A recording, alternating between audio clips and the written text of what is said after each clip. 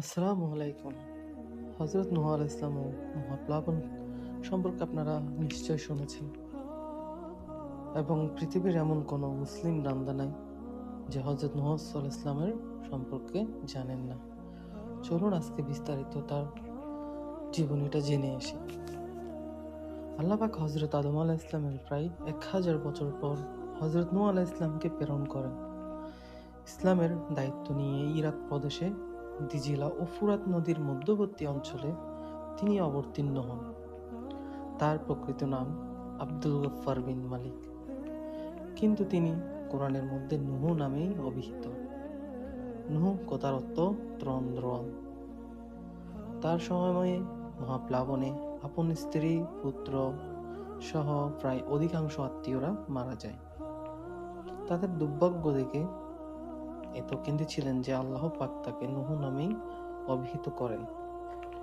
40 বছর বয়সে রমজান মাসে তিনি নবুয়ত লাভ করেন। তারপর থেকে দিনের দাওয়াত দেন প্রায় 950 বছর, কিন্তু মানুষ তার কথায় কর্ণপাত করেননি, বরং নবী হিসাবে মানতে অস্বীকার করল।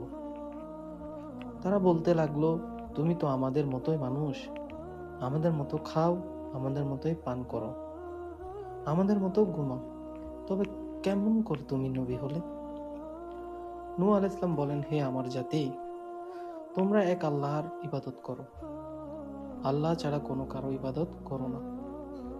তোমরা যদি আল্লাহকে মানতে অস্বীকার করো, তাহলে আল্লাহর আযাব তোমাদের উপর আসতে থাকবে। আমি তোমাদের কাছে কিছু চাই না, শুধু তোমাদের মুক্তির জন্য সতর্ক করছি। এসব কথা শোনার পর তারা আরো রেগে যায় এবং অত্যাচার শুরু করে। কখনো তিনি অচেতন হয়ে যান, জ্ঞান ফিরলে আবার দোয়া করেন, হে আল্লাহ, আমার কওম জানে না, তাদের ক্ষমা করে দাও। তারা কওমের লোকেরা বলল, হে নূহ, আপনি অযথা আমাদের সাথে তর্ক বিতর্ক করছেন।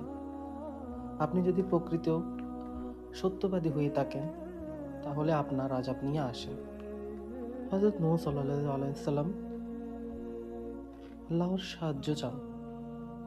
আল্লাহ বলেন, হে নূহ, তুমি চিন্তা করো না, পাপিষ্ঠরা নিশ্চয় বন্যার আযাবে ডুবে মারা যাবে। তুমি নিজেকে এবং তোমার সাথীদেরকে রক্ষা করার জন্য একটা নৌকা তৈরি করো। হযরত নূহ আলাইহিস সালাম নৌকা বানাতে শুরু করলেন। তাকে নৌকা তৈরি করতে দেখে তার জাতিরা বিদ্রূপ করতে লাগলো। হে নূহ, তোমার এই নৌকা কোথায় চলবে, সমুদ্র নাকি মরুভূমিতে?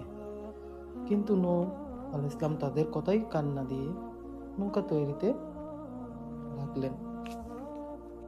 নৌকা তৈরি শেষ হলো। নৌকাটি ছিল 3 তলা বিশিষ্ট।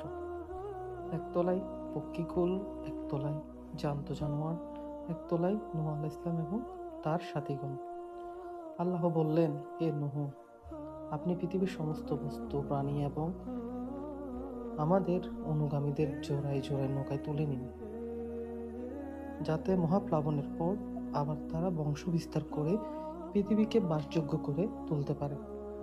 তার সাথে সাথে দোয়াও শিখিয়ে দিলেন। অতঃপর তিনি পক্ষী, সমস্ত জন্তু জানোয়ার, কীট পতঙ্গ, বীজ, ঘাস, ফল, ফসল সব কিছুই জোড়া জোড়া তুলে নিলেন। আল্লাহ আলামত হিসাবে জানিয়ে দিলেন যে যখন রুটি বানানো উনুন থেকে পানি বহর হবে, তখনই মহাপ্লাবনের জন্য প্রস্তুত হতে হবে। একদিন দেখা গেল তার গৃহতেই উনুন থেকে গরম পানি বের হতে থাকলো। নূহ আলাইহিস সালামের স্ত্রী সঙ্গে সঙ্গে তাকে খবর দিলেন। তিনি তৎক্ষণাৎ জিনিসপত্র তুলে প্রস্তুত হতে থাকলেন। শুরু হলো আল্লাহর আযাব। চতুর্দিক থেকে পানি আসতে শুরু করে, এমনকি সমস্ত অঞ্চলের জমিন ফেটে পানি বের হতে লাগলো। বিশ্বজুড়ে শুধু মহাপ্লাবন, আকাশ থেকে বর্ষণ শুরু হলো। পৃথিবীর সমস্ত গাছপালা, ঘর বাড়ি পানির তলায় ডুবে গেল। একমাত্র নূহ নবীর নৌকা ভাসমান। নূহ নবীর 3 পুত্র সাম, হাম, ইয়াফিস নৌকায় চড়লেও অপর পুত্র কিনআন দাম্ভিকতার কারণে নৌকায় চড়ল না।